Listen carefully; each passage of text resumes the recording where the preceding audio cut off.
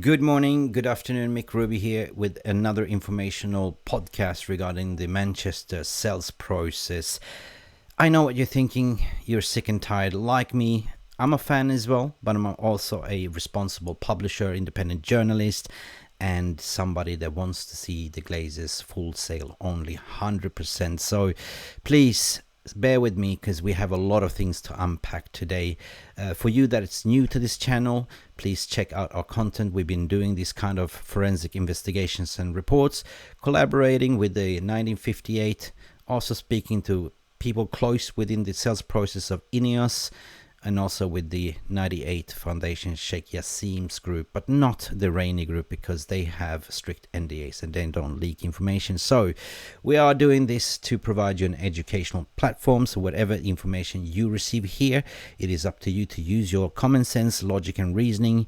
Please leave a comment if you disagree or agree, and stick around because we have a lot of things to unpack today, leading to a full sale of Manchester United and when we think it will be announced. So see you in 10 seconds. Take a sip on your coffee or your morning brew of choice, and we speak to you in 10 seconds.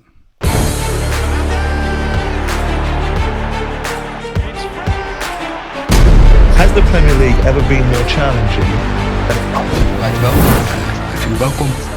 Dit is mijn home. And I want to achieve success. Okay? There is a saying that all roads leads to Rome. But according to my opinion, all roads leads to Doha. So welcome back. We have a busy agenda today. So we are definitely going to look at the overall breakdown. It's been weekend. We're going to recap what's been going on and why we think it's now 100% full sale of Manchester United. Of course, we're going to look at what's going on with Ineos and Sir Jim Ratcliffe. Are they in? Are they out? As there was some reports floating around over the weekend that he's out and he's looking to go solo with backing from shareholders within Ineos. We're going to dissect in that as well. We also have to talk about the media prop and the bias and the smoke screens, as we allegedly reporting for the past 2-3 weeks as well. We also have to look at the current situation with the 92 Holding and Sheikh Jassim's bid. Is it a third? Is it a fourth improved bid? Yeah, that's what we're going to depack here as well. Also about the hypocrisy from some Premier League clubs calling a spade, been complaining about Qatar buying out Manchester United. But most important thing is that we're going to look at who gets paid and the overall structure of the bid. And finally, last but not least, when do we think that the sales announcement of Manchester United will be announced? So are you ready? Let's do this. All right, then let's get right into this agenda. Of course, there's been some rumblings and rumors report by British media that Sir Jim Ratcliffe is seeking for 100% of Manchester United. And it's actually have some truth in it, because I'm telling you why. There's something that media has not been able to pick up, and this is what I'm going to share with you. So if you do remember when Avram Glazer came out and said to the public that we are looking for strategical investment, this is basically because they've been poor business owner running this business down to the ground, and there was 20 million left in the bank account for the Manchester United PLC. We also saw that there was no dividends for the Glazers to take out. That was voted down, and also they had the Q4 financial report in January where there was no shareholders invited for that meeting. Usually, always, there are the majority of the shareholders, and in this case the two majority shareholders are Lindsay Train and Bowen Group. And credible sources has been said to me that those two groups has voted no vote of confidence with Glazers staying on, hence why they're going on full sale only. This is also leading to why that bid has kind of been rejected in terms of keeping Joel and Avram on 18%. According to my opinion, it has been voted down because they want full sale only. And now it's believed that the Glazers wants to sell full sale only 100%, as much money as possible. And that is the reason why they've been doing this shadow bidding with Rain Group. Now we're coming to the final crescendo. We know in certain ways that it is 100%, and the way the deal has kind of been structured. Is it a fourth bid? Is it not from Sheikh Jassim? Is it a third bid? Nah. I reported this is kind of a negotiation in terms of marginal adjustment in terms of the earnout clause. We're coming to that point where you're discussing how much money are we going to earn from the premium, adding on premium to the current share stocks and evaluation, as Glazer family owns about 113 million shares out there on the market. We're going to go deeper into that report. So that means that in an earnout clause, what has been said, yet not to confirm 100%, but it is a range and incremental model from $33 per share up to $38 per share premium buyout. Now, how this is structured in certain ways, this is very, very interesting, as Manchester United PLC is incorporated within Cayman Island, and if they sell it, it will definitely go to Cayman Island, and that's tax-free, meaning they walk away with lots of money and haven't really invested anything into the club. So Avram Glazer currently holds 14.38% only, while Joe Glazer holds 19.11%. Darcy Glazer holds about 18.15%. Brian Glazer, he holds 17.23%. Kevin Glazer holds 13.77%, and Last Glazer holds, Edward Glazer, his name is, holds 20.99%. Another thing is what's very interesting, what nobody has reported on, is Ed Woodward. Ed Woodward has been involved in consulting.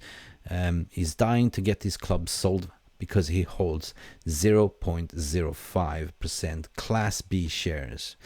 Also worth to mention that the Glazer family owns about 4.3% of the 31% Class A public float shares.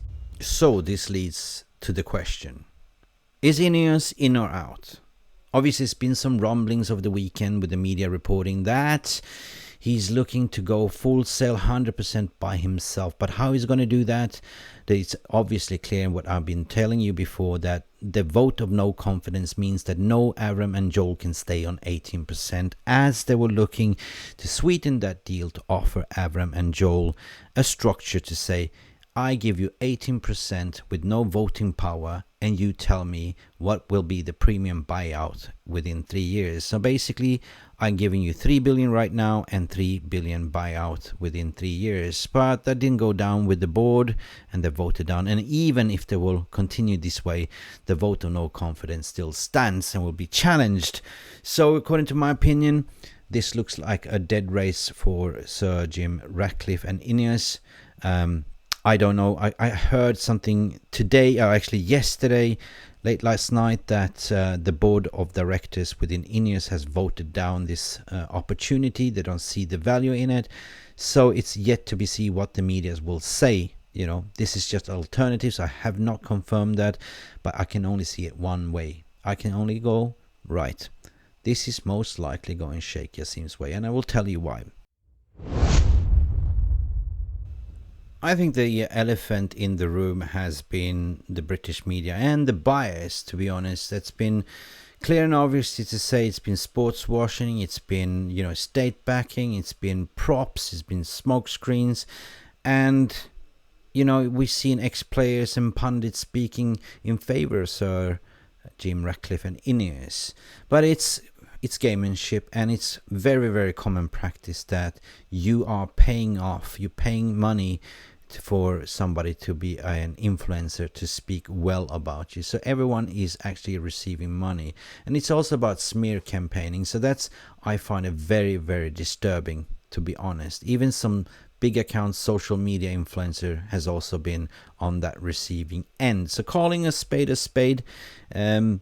the end of the day, it's just disgusting to see how, this could happen. At the end of the day, what we do here is to compare apples to apples. We are not here to favor anyone.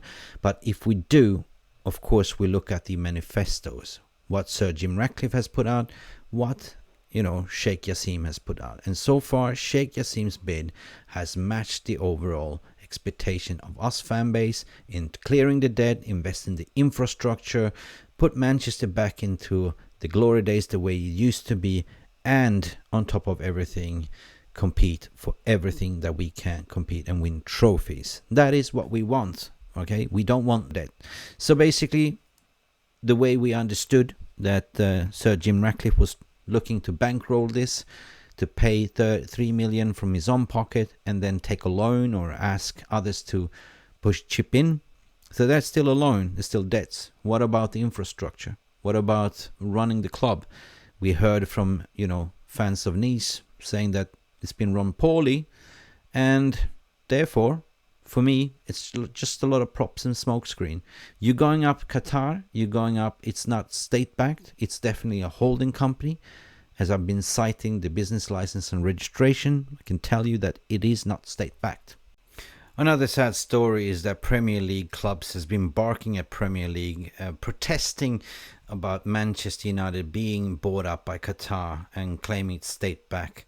However, these clubs are Arsenal, amongst others as well. And why are they doing so? They didn't have any problem where, a Newcastle was bought up, or when actually Man City was bought up. And why? Because when they got bought up, look where they were in the table. They were floating around relegation and mid-table, and there were no threat to the top 4 clubs. But no, if Manchester United all of a sudden get proper ownership that is willing to invest, it is a threat to them, but also a threat because Manchester United with proper ownership is a giant force not to be taken. It's just basically waking up the sleeping lion to go and hunt again. And this is the only reason why I see some objections from some Prem clubs. But anyway, I don't see any reasons why Premier League should overrule this, barring that Newcastle was bought up by Saudi state and Abu Dhabi by City. And this, my friends, it's not a state-backed company buying Manchester United. It's simply a holding group foundation. Rightio, let's do a simulation based on the information that a potential earnout clause is on 33 premium buyout per share US dollars, to be honest, and that is by Sheikh Jassim on 100%. So we got to do a roughly estimation and calculation here, just for educational purposes. It's nothing to say this is right, this is correct, it's just for an exercise. So Forbes evaluation, of course, of Manchester United back in May 2023, latest was a valuation of $4.6 billion. If you break that down, that goes down to revenues about 663 million US dollars, with operating incomes of 128 millions. Debt value is 13%. Match day revenue is about 59 million US dollars. Broadcasting revenues is $2.1 billion, and commercial operational values, this is what you generate for shirt sales and everything else, is 1.6. That gives you a total value of valuation of about $4.6 billion. And of course, we all know the Rain Group has been appointed as, generating this auction or sales bidding to overinflate that price as to high as possible by utilizing Sir Jim Ratcliffe and, Sheikh Jassim going toe to toe. There is about 163 million total shares on the market, where Glazers own about 113 million owned shares, right?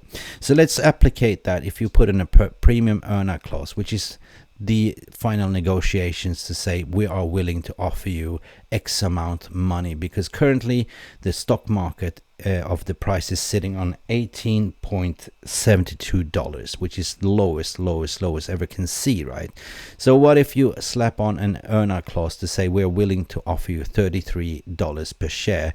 That gives you the Glazers that own 69% and 113 million of those shares, approximately an earnout of $3.729 billion. You have to add on the current squad evaluation, which is part of the evaluation as well, which is 952 million. The brand commercial value is still the same, which is 1.6 billion, and that gives the Glazers on a premium earnout of 69% buyout a total of 6 $6.281 billion US dollars. Now, you got to also take in consideration when you're doing a 100% buyout that you have to buy out the 31%, which is held by Lindsay Train and Baron Group and other retail shares in Class A and Class B shares. So 50 million of those shares is worth about 1.65 billion US dollars. So that leaves you with a total 100% earnout clause, what you have to pay the Glazers and the remaining 31% of the shareholders, approximately $7.931 billion. Then you of course less taking the debt, right, which is approximately about $1 billion, leaves you about approximately pure profit of $6.931 billion. But of course everything is, when we're talking about the debt, will be taken over by Sheikh Jassim or Sir Ineos. In this case, most likely Sheikh Jassim, as what we alluded before, and I will tell you why. Now, for me, it's been inevitable doing the forensic investigation, following the money, the stock market, speaking to a lot of people around the sales deal and 1958 Foundation to say that, you know what, some people were even reporting that this club has always been sold already back in March. And why is it so? Well, we have to just look at the the behavior of the stock market, how it works. But that is just not confirmed information. As a valid point, you can only take Elon Musk when he bought Twitter. How do I explain this? In the period of last year, like in April 22, he bought Twitter on a premium price. The valuation of the stock was $45 US point approximately. He bought it on 51.70, right? There was a record buy from Elon Musk. As soon as he bought that stock, within the period of 3 months, it plummeted down by automation to 36.81. Now, what I want to say is that, historically, in all these acquisitions, this graph always tell you the truth. This is very, very common when it happens when somebody buys up a lot of stock to do a hostile takeover. Then after the purchase, you will see the plummeting of the stock. Then again, after that comes the reset, and you will see that share price go up again, which is currently has done. If you look at Manchester United as a club and stock, well, you can only look at the peak, which in this case was generated approximately on 25.62 US dollars, and that was actually recorded 22nd of March 2023. And ever since then, it's just been plummeting down to where we are today on 18.72, meaning that there is a potential deal being done, and that might be done by the Qataris or Sheikh Jassim. They've been holding the powder dry. You haven't heard much coming out from their camp. They feel confident, other than the British press and media saying that it's going to be a third bid or a fourth bid or a fifth bid. All it's been, according to my opinion, is just talking about the earnout clauses, about paying out the premium on the remaining shares and doing the 100% takeover, discussing with the minority of 31%, and offering extra deals around Manchester in terms of premium and contingency business for the Glazers. So this is kind of inevitable if you look at these graphs and figures, but we don't know. We don't know 100%. We're just here to sort of educate and speculate in certain ways, but not to say that this is the case. In terms of disruption of the transfer market, I would say not to worry. And why I'm saying so, because this has already been planned for. If you remember, Bank of America, which is the major bank of Manchester United that holds the loans and bonds for Manchester United, has kind of, as diluted was in January, was offering the 100 million in overdraft. There's even 200 million in overdraft that I've been told in certain ways that they are, while this has been going on, dragging on with the takeover process, Bank of America has assured both bidders to say, we can put in this 200 billion in overdraft for you to go on as normal, gone the transfer market higher, but you can also get the Champions League, you can also win the FA Cup, and you will also sell a lot of players in the summer window. But rest assured that you have our backing here. So this is what we're seeing now. We're getting linked to Kim Min-jae, and there's a lot of rumbles and a lot of people saying we cannot afford it, we are broke. No, this is actually the case. But then the new owners needs to clear the debt and reset the FFP, and that is going to take a little bit time, to be honest. So in conclusion, when will this be sold? When will this be announced? Well, I've been doing this for the past 9-10 months, forensic investigation, speaking to a lot of people. It has been tiring, and all I want is a conclusion. Sell 100% and go back to normal and just have a fresh start. 18 years as a Glazers, right? For me, all roads in this instance lead to Qatar and 92 holding. Is it a done deal? It's hard to say. Not sure. Will it be announced? Yes, it will be announced, according to my opinion. When will it be announced? I have my theory. It's not 100% confirmed. I don't think it will be announced this week. It's more likely to be announced after the FA Cup. Why is it so? Because Champions League plays a major part in how you move forward in a transfer market. Winning an FA Cup means also a lot for the club and the new owners, to be safe. You don't even want to disrupt the players that are already disrupted and tired with this rumbling of the takeovers. So therefore, it is my theory, my opinion, and my analysis that most likely the deal might have been completed, but the announcement will be after the FA Cup. Mick here from Mufc Realist TV. Like and subscribe, leave a comment, and give you back the day.